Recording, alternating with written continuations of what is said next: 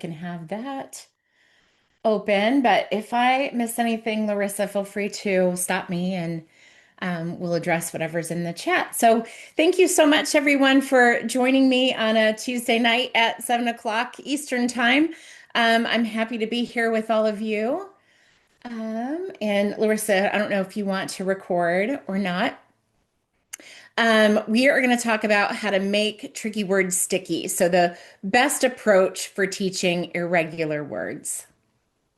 And as Larissa said, I'm the director of curriculum at the Center for Reading Science at Mount St. Joseph University, where I also received my doctorate in reading science. I am also a contributing faculty member at MSJ.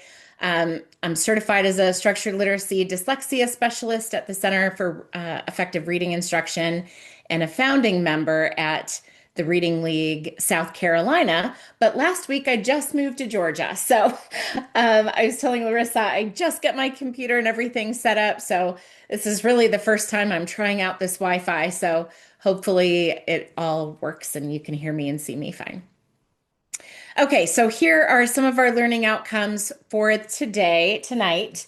We're just going to talk about spelling research in general, and then I'm going to share with you the study that I did with irregular words, and then how that really affects how you're teaching those irregular words, or heart words, as a lot of people call it. But first, let's start with a little funny. So this kiddo is saying to her parent, "My teacher isn't qualified to teach spelling. She spells you, Y-O-U. She spells be right back, R-E-T-U-R-N. And she spells bye for now, G-O-O-D-B-Y-E." I mean, she knows nothing, right? This teacher.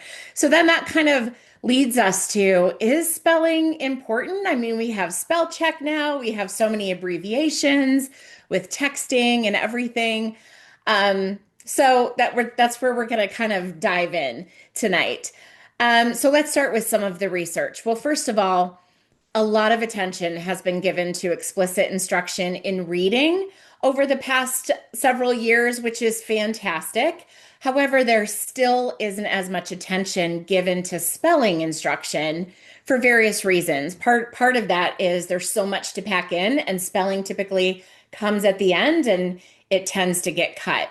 But we know that spelling is essential. It helps us communicate effectively. It increases professional and academic opportunities, and it increases reading comprehension along with so many other reasons. And then we also know through the 1966 Hannah et al. Study that about 4% of English words are irregular. And that 4% of words are typically function words, and they occur at a very high rate of frequency in beginning reading texts. But sometimes you think, well, there's only 4%. So is it really necessary to teach those? And it is. In order for young students to read those beginning readers, to read those decodable texts, to be able to write sentences, they have to learn how to spell these and read these irregular words. And irregular words can be very challenging for young children to learn, especially those with limited reading and spelling skills. And additional practice in learning how to spell irregular words is necessary. However, we really have limited research on the best approach for teaching young students how to spell irregular words. So what does the current research say? Well, first of all, we know that there is this really strong correlation or relationship between reading and spelling. It's approximately 0.70 to 0.90. So that's a really strong relationship that's reciprocal between reading and spelling. So learning to spell increases reading skills, and good spellers are almost always good readers, but the opposite isn't always true with that. And then learning to read and spell use the same underlying knowledge. However, different processes are involved in reading and spelling. So reading is this receptive language process that requires us to retrieve and pronounce words, whereas spelling is a productive language process that requires this retrieval and then production of the word in writing, which we know is a more difficult skill. So learning to read and write words words should really be mutually facilitative and reciprocal, as Ari says. So, any good phonics program, any good reading instruction must also include writing or spelling words and sentences. And we know that writing and spelling still kind of get the shaft sometimes, and they are harder and more difficult. But again, Dr. Pam Kastner always says, when you're teaching spelling, you are teaching reading because remember, they're so intertwined and so tightly related and that high correlation that when you're teaching spelling, it is part of teaching reading. So it really has to go hand in hand. And it also helps with that orthographic mapping, which is the brain's process of being able to store words for that accurate and automatic retrieval. So we need to map sounds to letters and meaning. And then, is teaching irregular words necessary and important since there's only that 4%? Well, not surprisingly, learning to spell irregular words takes additional practice. They're harder for students to learn, so we need more repetitions.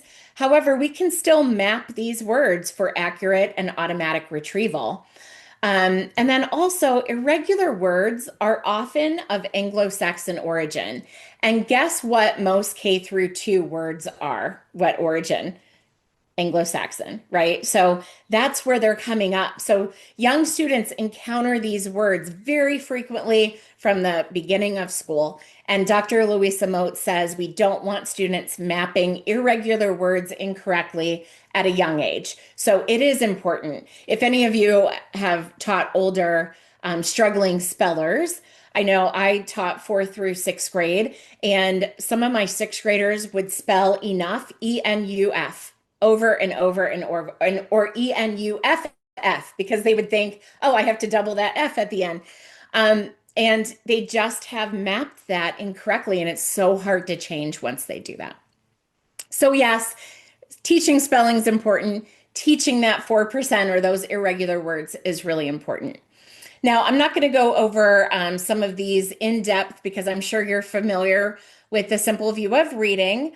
This is where reading comprehension is the product of these two factors, that word recognition and oral language comprehension. Now, there's also something called the simple view of writing, and that says that transcription times text generation equals written expression. Now, what you see here is an revision of the simple view of writing called the not so simple view of writing. And this adds in the fact that you need a good working memory to hold thoughts in your mind. You also need executive functioning skills such as attention, goal setting, planning, revising, and self-regulating. For this webinar, we're focusing on that transcription piece, particularly spelling. So, and you see spelling under transcription here. And then I know most of you are familiar, I'm sure, with Scarborough's reading rope. These upper level strands are the language comprehension, and the bottom strands are the word recognition. And as these word recognition skills become increasingly automatic and our language comprehension skills become increasingly strategic and they start working together and readers start to become fluent, they start to become skilled readers.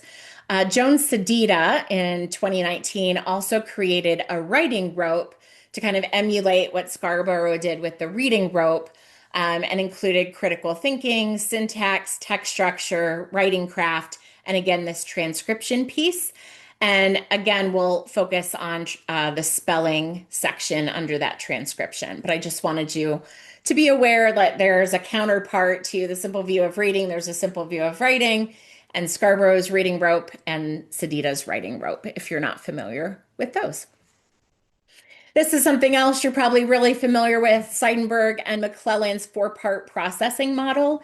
And I just think it's important to kind of review this in the lens of spelling. So I know we talk about, in order for students to read, this is kind of what's happening in that left side hemisphere of your brain, that we have this phonological processor happening, and that all of these have like a input and an output. So for the phonological processor, we have this language input where we're receiving language and receiving information. And then we have this language output where we're speaking.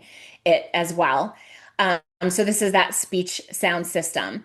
Then we have the orthographic processor, and the input there is reading, seeing that word in writing, and then identifying that those graphemes have sounds and so on. The output for that is writing or spelling. So it has that input and output connector. And then, of course, the meaning processor is very important. And then I have to put the word into context. So, this portion right here, I want you to keep that in mind as I show you the next slide. So, this phonological processor, orthographic processor, and meaning, what's happening over here in the left hemisphere. And then let's talk about Airy's theory of orthographic mapping. So, again, we're thinking about pronunciation, that's that phonological processor, spelling, that orthographic processor, and meaning. So, in order to orthographically map a word for accurate and automatic retrieval, we have to glue together the pronunciation of a word with its spelling of a word. So, if I hear a sound, I have to glue that to the grapheme that is helping to make that sound in writing, put that sound in writing. And then I also have to tie it to the meaning. So, for example, if I think of the word bat and I hear b at, and I can represent those sounds with the spelling BAT, that's great. That's stored for automatic and accurate retrieval.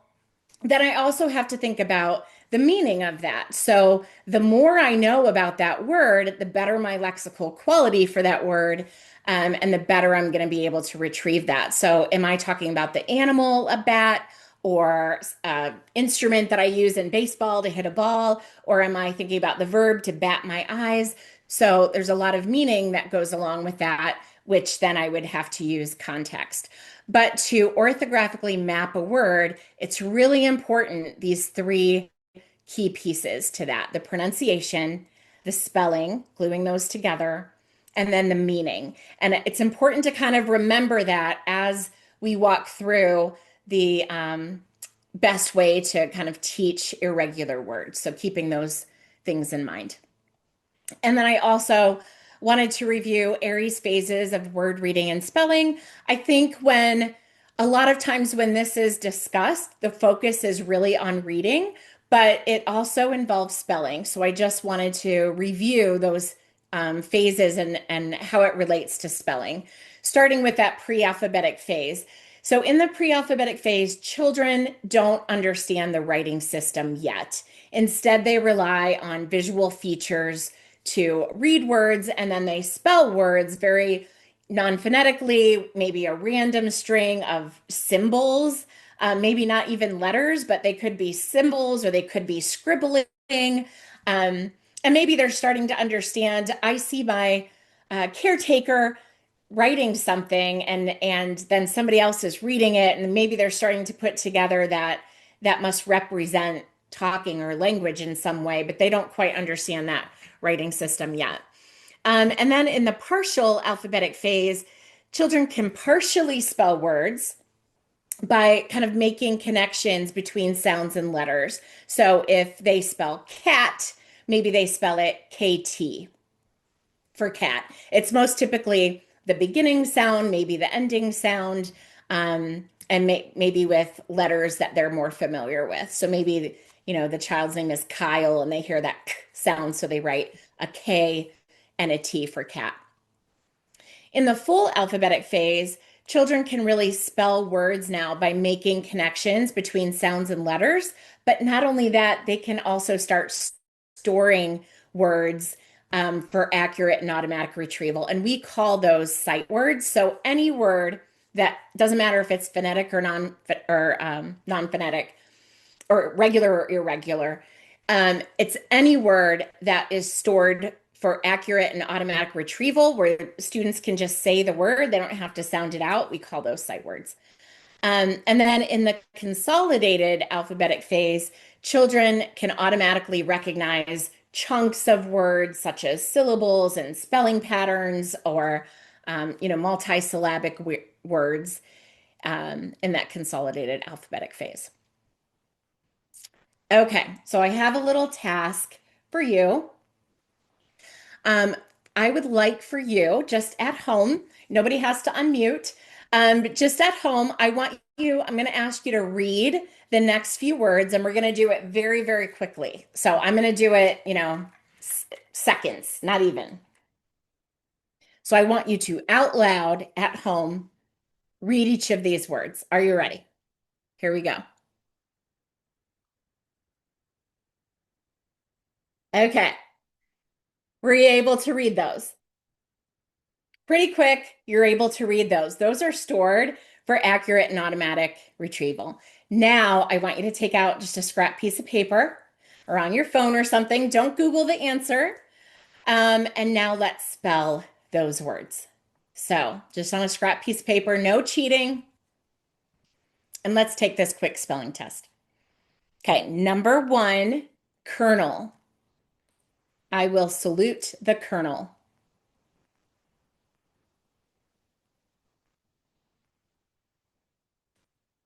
Number two, judgment. Don't worry, there will be no judgment from me. Judgment.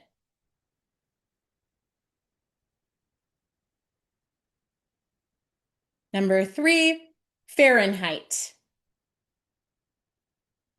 It was 40 degrees Fahrenheit today. And the last one, onomatopoeia. Moo is an onomatopoeia.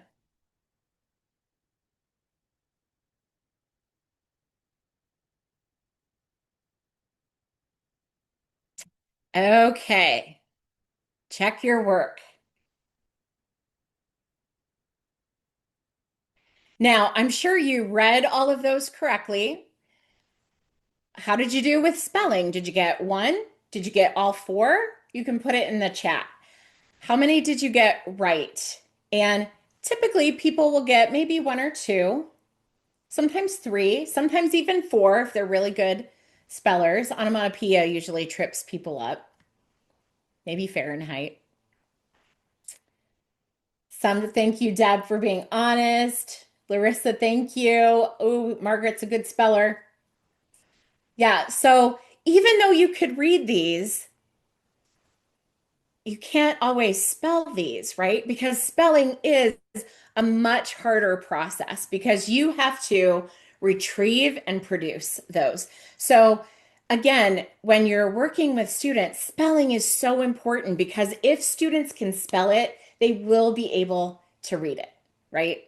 But the opposite is not true. Just because they can read it doesn't mean that they can spell it. And this is often a great way.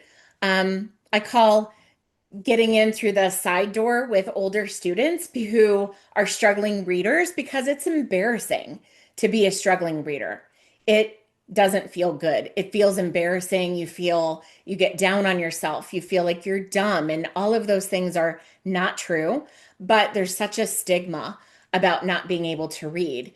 However, there's not as big of a stigma for not being able to spell. There's a lot of people who can't spell as well as they can read. So I feel like if making that connection with older students, there's not as harsh of a stigma attached to that, not being able to spell. And so as you're really teaching spelling and teaching morphology and those sorts of things, it's going to improve their reading. So again, they go hand in hand. All right. Thanks for sharing. So when we think about spelling, oftentimes people will think, is English really elusive? Is it really just, I don't know, it's a rule breaker. I'm not really sure. I admittedly, before I really knew much about English and our language, when I first graduated high school, or not high school, college, many years ago, and first went into the classroom, I said those things. I'm not really sure. It's just a rule breaker. I don't really know. But the more I've learned over the years, I've realized that it really does make sense. And if I just would know the rules and understand why. So here's some things that we can try out, and we can put some of these in the chat as well. test some of your spelling knowledge. Why is ch spelled ch in church, but not in match? It's spelled tch in match.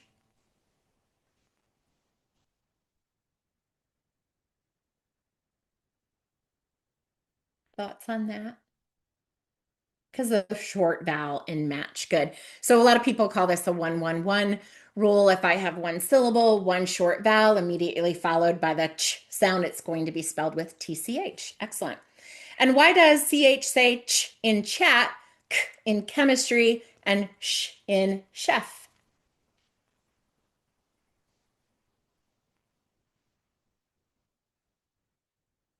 Word origin is exactly right. Chat is Anglo-Saxon, chemistry is Greek, and chef is French. So we have to understand the language features. Graphemes may make different sounds when the origin of the word is different.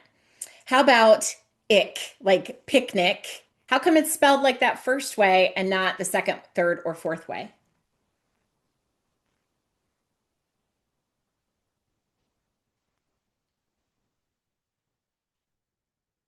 Thoughts on that one?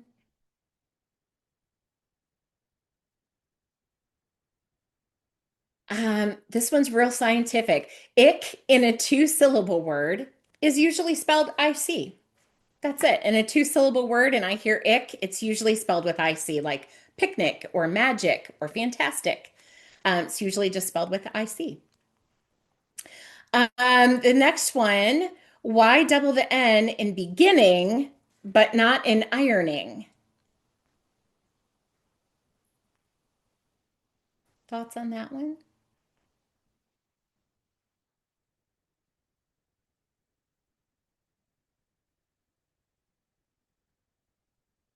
2 + 1 + 1 rule. Good. If I have a two-syllable word, I have to look at that second syllable.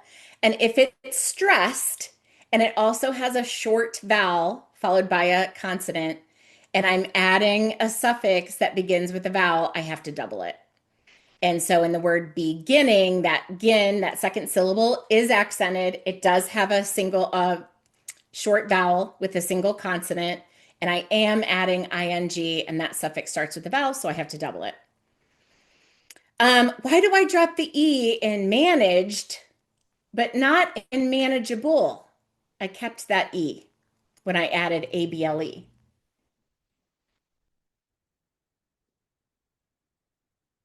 You got it, Jean. We have some good spellers in here, know a lot of good rules. Yes, I have to keep that E because it keeps the G soft instead of making it hard and making it say manageable, right? So I have to keep that. Why is photograph not spelled with those F's?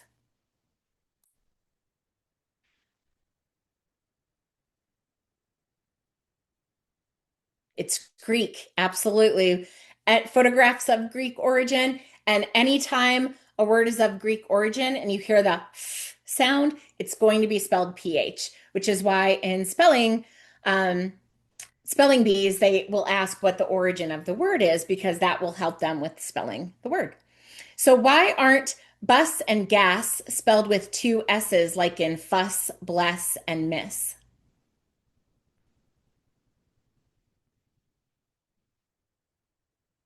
It's a clipped word. Excellent. Meaning it was autobus at some time or omnibus, and gas was gasoline. So they're clipped words, they're shortened words. So the rule doesn't follow. And then why is octopus spelled US, but humongous is spelled with OUS?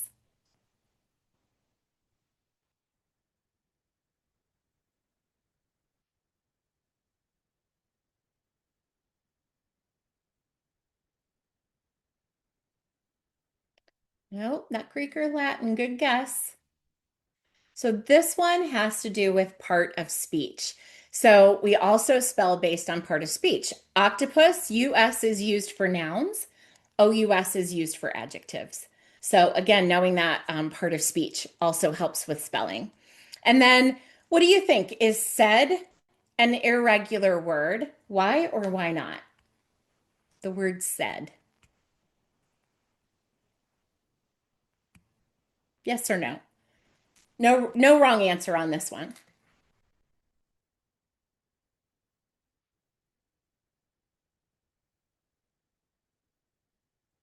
Okay.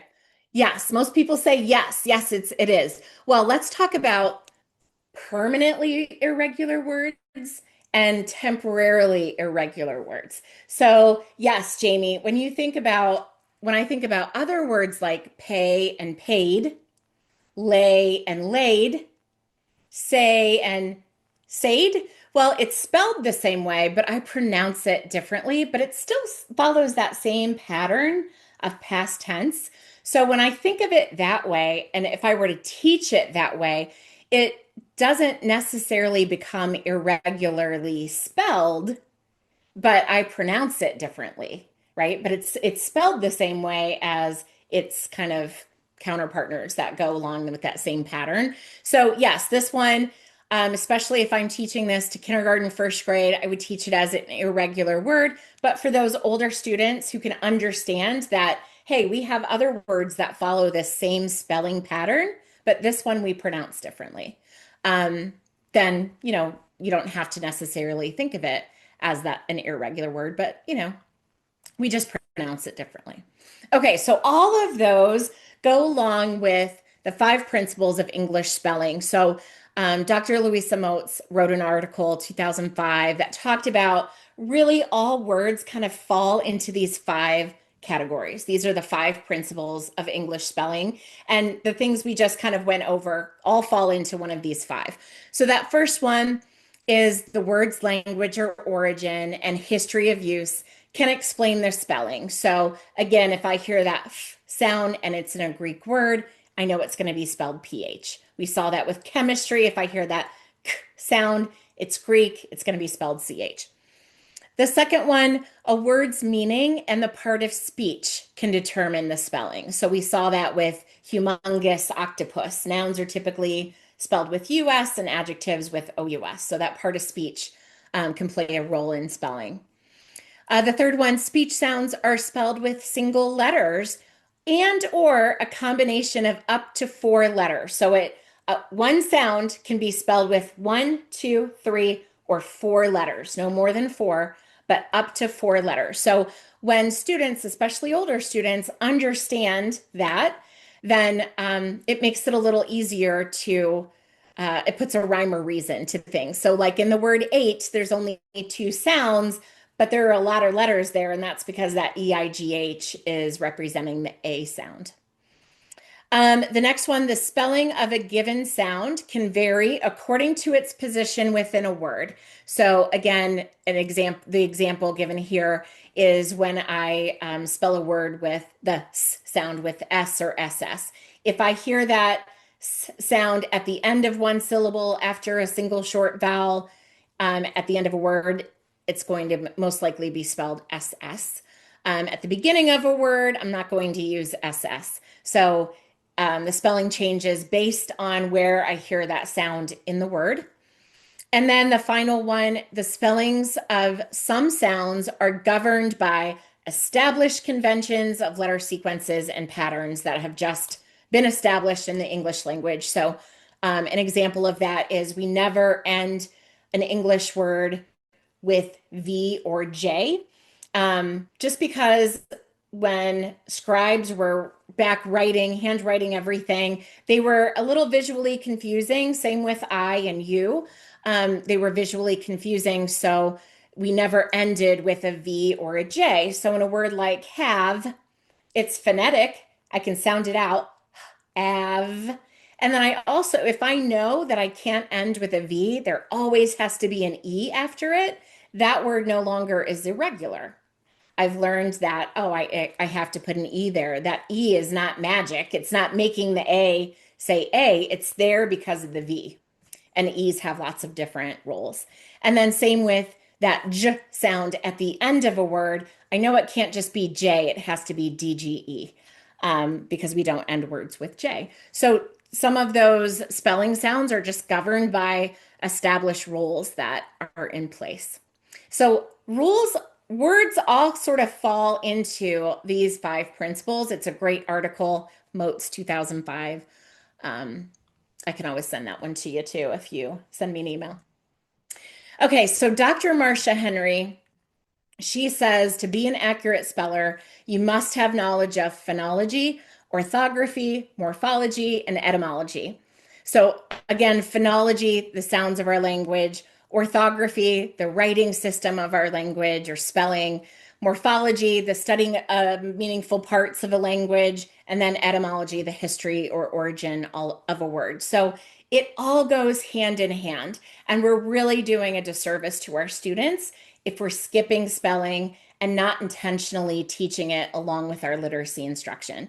Even if you're past foundational skills and you're maybe teaching morphology in third, fourth, fifth, and beyond, spelling those morphemes should be a huge part of that practice because our language is morphophonemic, right? So our language isn't always spelled how it sounds, but words are always spelled based on meaning.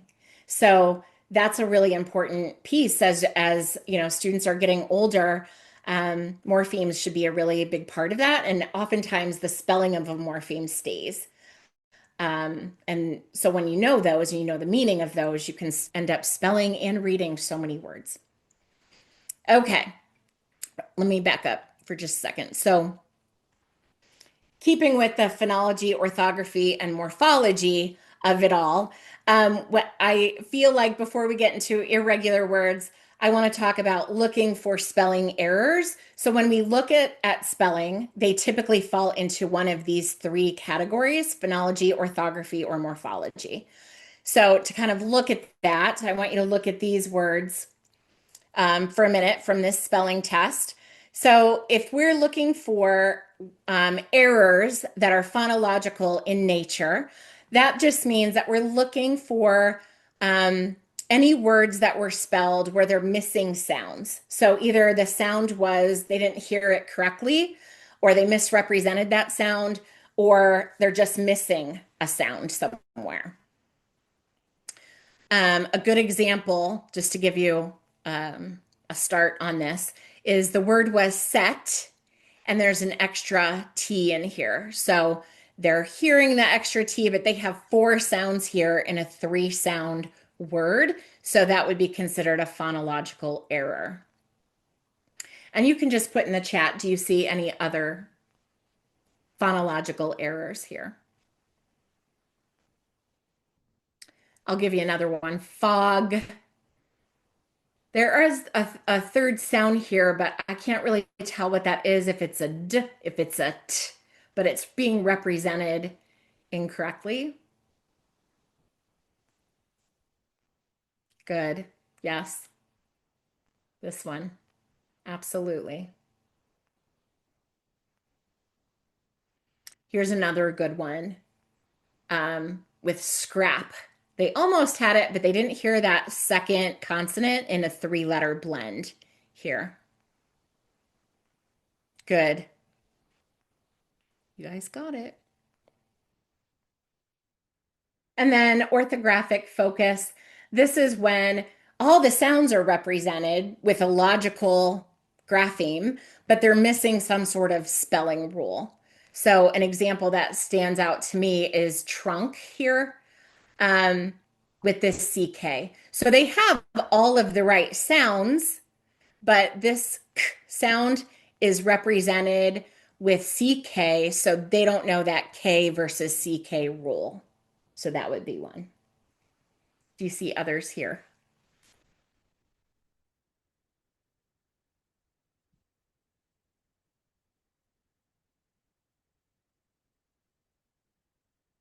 Good.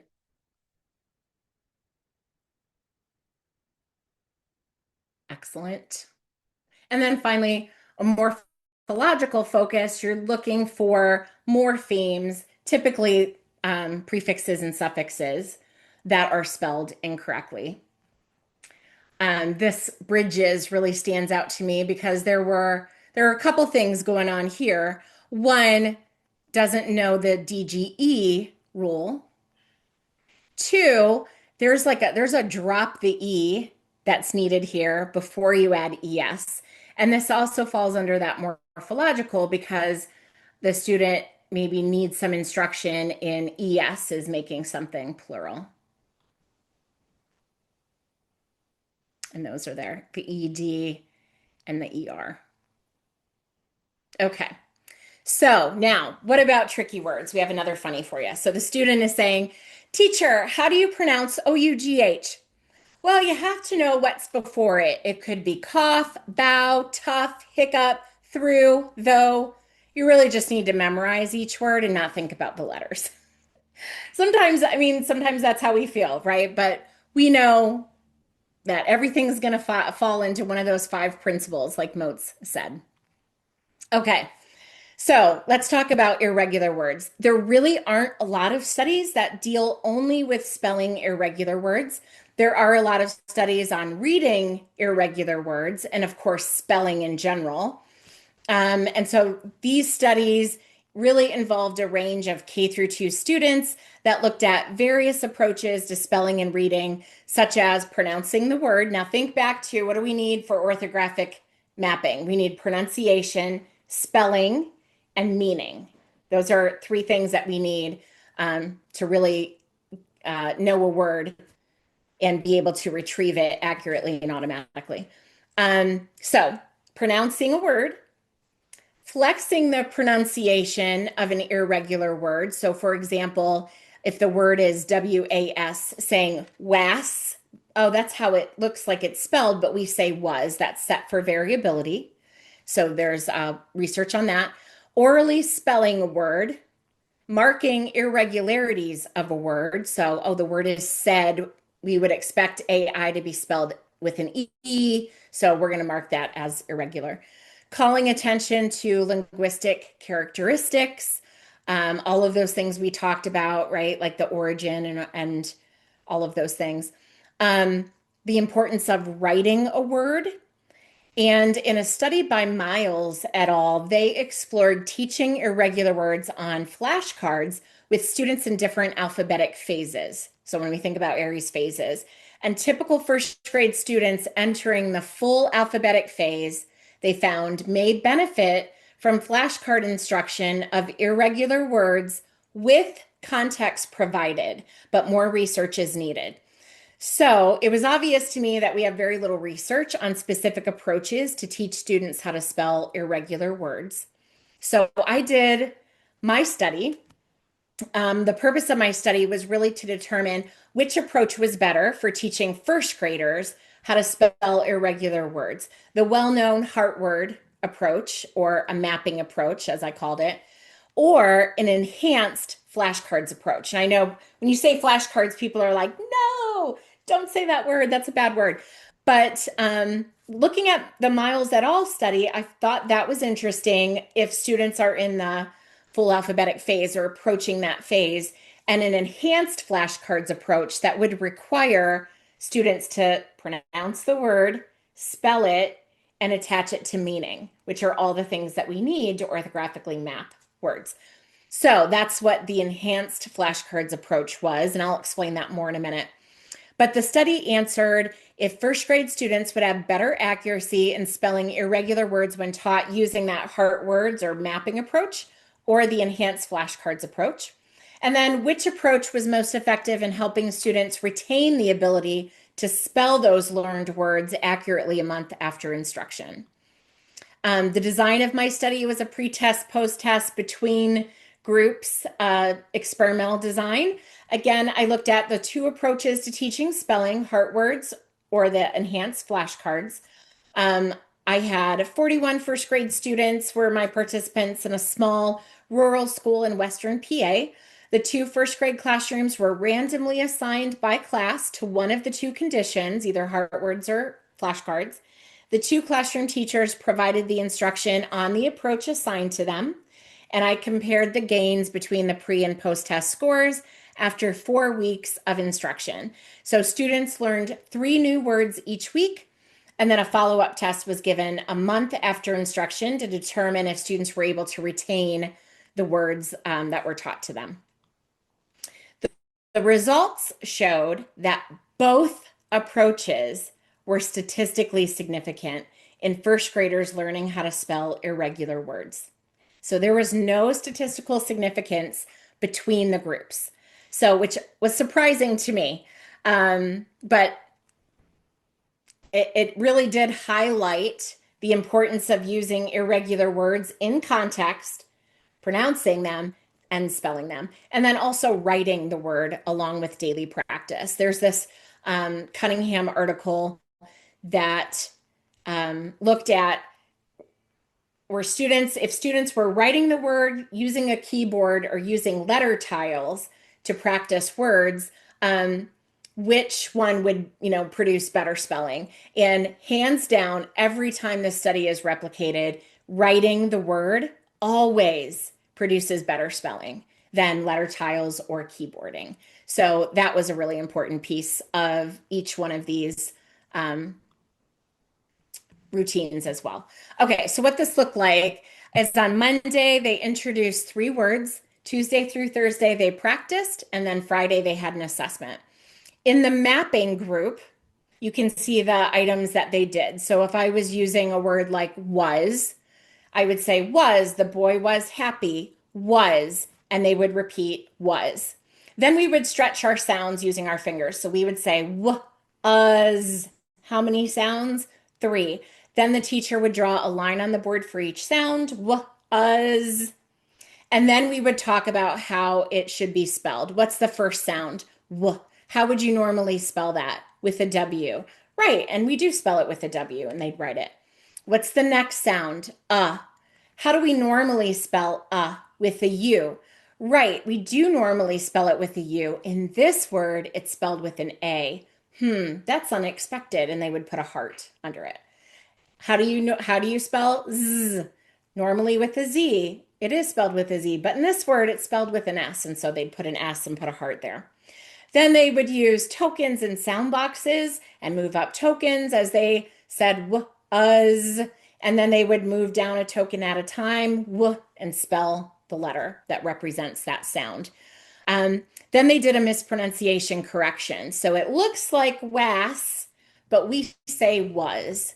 Then they would read it, was, spell it, was, and write it 3 times. So, which again, what had significant results, but that's a lot, right? It's a lot to do. But it was really powerful for them. Now, the enhanced flashcards, they still did word, sentence, word. So the word is was. The boy was happy, was. They would repeat it, was. They would read it, spell it, and write it, was, was. And then they would write it as they were spelling it, was. They'd write it 3 times. Then they'd go through these flashcards one more time where they would read it, spell it. The teacher would read the sentence. And this is what they did each time. And then we found that it was pretty evenly matched. Now, what this tells me is that both of these approaches were having students, they were using the word in context. So they were building meaning, and it's hard to build meaning with functional words. So as long as it's in a sentence, they have it in context. They're pronouncing the word and they are spelling the word. And then that additional piece was they're writing the word. And so both groups were doing that. And that seemed to be really powerful for both groups. Now, if I were to do this study again, I would break it up into maybe a matched pair and look for students in the partial alphabetic phase versus the full alphabetic phase. Because I would wonder if the mapping approach would really help those students in the partial alphabetic phase move to full. Versus those students who are already in the full. And it would be interesting because it just so happens with these 2 groups, the group that was matched with the heart words or the mapping approach overall had more students on IEPs and were a little bit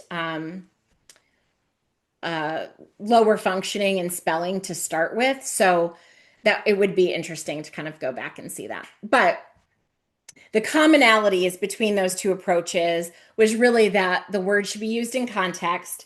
They should be spelling it out loud. They should be writing it. So this is a common heart words approach that's been out there for a long time. So in looking at this, one thing that is obviously missing is that it's not being used in context.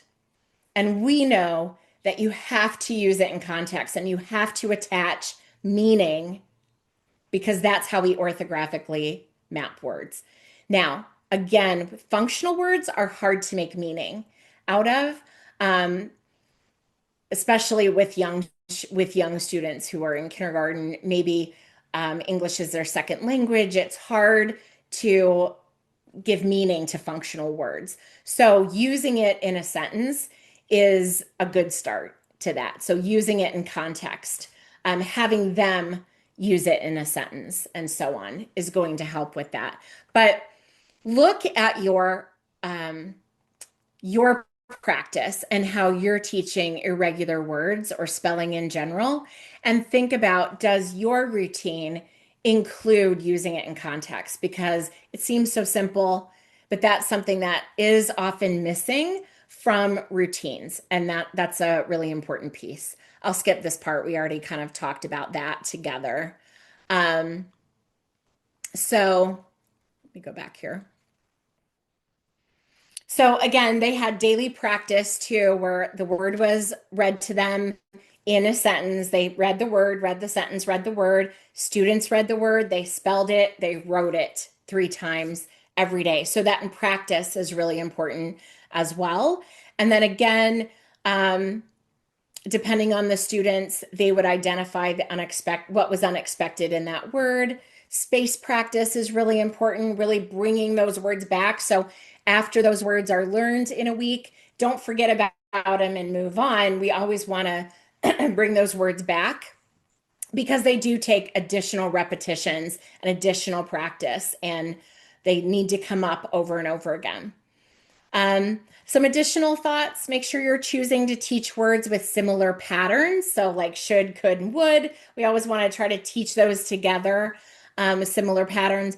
Look up words with etymology, especially your older students, if possible, to discover why a word might be spelled that way. Like Colonel, for example, took the Italian spelling, but the French pronunciation. So that's why it sounds like there's an R in there. We took Coronel with French pronunciation, but we spelled it with the Italian spelling. So just looking up those little things, I found that older students especially love to find that out and kind of be word detectives. Like Wednesday, why is there a D in Wednesday? Well, it was the days of the week were created after Norse gods, and there was a god named Woden, and Wednesday was Woden's day. And so the D remained in that word. And that's also a good example when I think about that set for variability or that mispronunciation correction. When I think about spelling Wednesday, in my head, I'll unintentionally say Wednesday when I'm saying it in my head as I'm spelling it. I never call it that out loud. I always say Wednesday, but when I'm spelling it, I kind of think in my head Wednesday to remember that D. Okay, so in reflecting with what you're using, what routine are you using to teach your regular words? Are you using a routine? And there's lots of routines out there. Just evaluating what that routine looks like. Are you showing the word in a sentence? Are you reading that word in a sentence and using it? Are students stating and spelling the word out loud? Are they practicing writing that word? That's a really important piece. Do you have regular mass and spaced practice happening? Are you asking students to use the word in a sentence? Turn to your neighbor and use said in a sentence. Are you thinking about all aspects of the word to teach it, like identifying the irregularities, grouping similar words together, looking at the etymology, finding opportunities to read and spell those words? I know with one of the schools that I work with, I've seen them as they're walking students to their classroom, having them whisper how to spell said. How do you spell said? And they're whispering SAID as they're kind of walking. So all opportunities to kind of incorporate that, because these do take more practice, they take more repetition, and the more they know about the word, the better that lexical quality of the word is going to be as they map this. And don't expect them after one setting teaching this one time, obviously they're not going to remember that because these are really challenging and difficult. But the more repetition, the more they see it, the better. And using it with that meaning and writing that as well. Okay. So, in summary, spelling should be taught in conjunction with any phonics program and instruction. And again, I know sometimes as teachers, we're asked, our day is so bloated with so many things, and it's hard to get everything in. But just remember, when you're teaching spelling, you are teaching reading. So it's important not to skip that spelling piece. We know it's harder, but it's super impactful, and it's going to do wonders for reading as well. So make sure that that's being incorporated. Find opportunities to apply new phonics concepts in reading and writing is key. Always include the word in context. And we know that spelling is super important. And then here are just some suggested readings. I just put my three favorite in here that I refer to quite often. I also love Unlocking Literacy by Marcia Henry. That one is 2010, I believe, and that one focuses more so on morphology, but that's a really great one. I refer to that one all the time as well. Okay.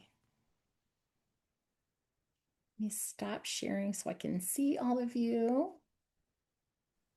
Thank you so much, Janice. That was Yes. wonderful. Love the games. That was fun.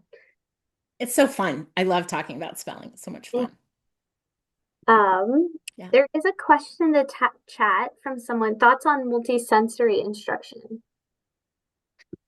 Yeah, so I like multisensory instruction. I'm a big Orton Gillingham fan. I'm Orton Gillingham certified. I know that we've kind of started saying multimodal instruction instead of multisensory, just so to make it a little more clear on what that is. Because I think sometimes multisensory, when people hear that, they think, that means they have to write in the sand or write in shaving cream or do something like that, and that's not really multisensory. That's engaging for sure, but multisensory is really meant to be multimodal, like it's language by eye, language by mouth, language by ear. So if I have a pencil and paper and I am spelling said, if I'm saying SAID as I'm writing it, that's multisensory. That's multimodal because I'm writing it by hand, language by mouth, language by sight, language by hearing it. So you're doing all of those things even just by using a paper pencil. So you don't have to have like the sand or screens or, those sorts of things. They're fun and engaging, but that's not what makes it multisensory. It's saying it out loud, writing it, hearing it, seeing it. So that's my thoughts. There needs to be more research on that for sure. Yeah. I was just in a space the other day where this came up, so that was a great response. We kind of came to the same conclusion. Multimodal. Great. Do you Awesome. have any recommendations regarding spelling tests, specifically in grades 3 through 5?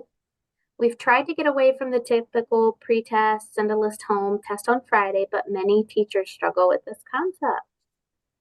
Yeah.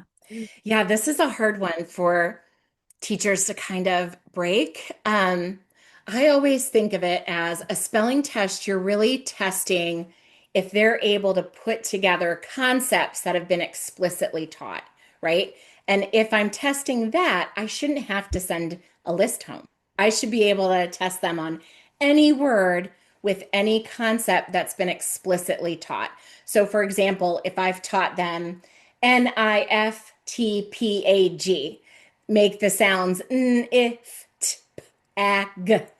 I should be able to create any word using those concepts and test them on that to see if they can apply that without sending a list home. Because if I send a list home, I don't want them to just memorize it for that test, right? That's not the purpose.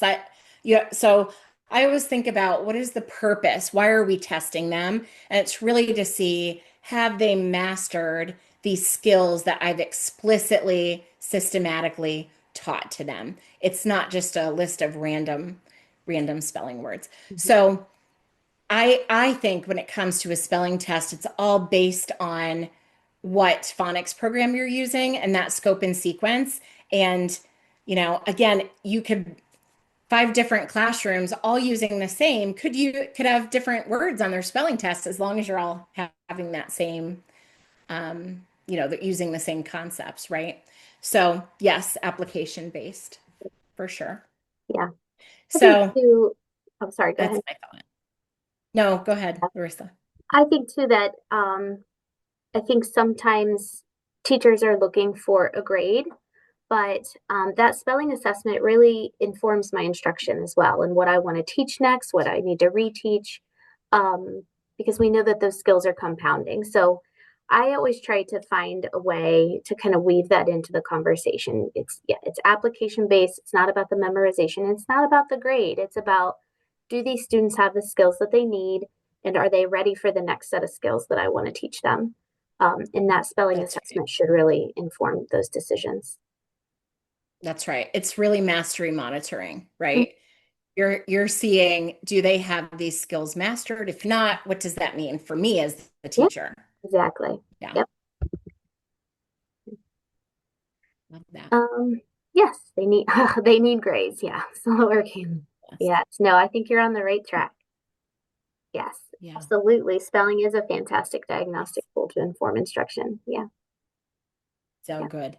It's language written down. It's what's happening in the brain. I think it's so fascinating because you can see what's happening in their brain when they write that down. It's language written down, is what Louisa Mhm. Mode says. And like Janice said at the beginning, sometimes those good readers, they can trick us, right? And we might assume that they have the spelling skills. Um, but sometimes our good readers don't always have the spelling skills and they still need that instruction. Because I would hear a lot of times from teachers, oh, well, they don't need that. They're such a great reader. I'm like, well, they need to spell that. They should be able to spell what they can read. And when you have students spell, then you can see what they really know. Um, because yeah, good spellers are typically good readers, but good readers aren't always good spellers. Or Yeah. maybe just haven't had that instruction. Yeah. Yeah. Um, yes, there are absolutely ways to get to get those grades without relying on tests. All right. Well, thank you so much, everyone, for joining us. I'm going to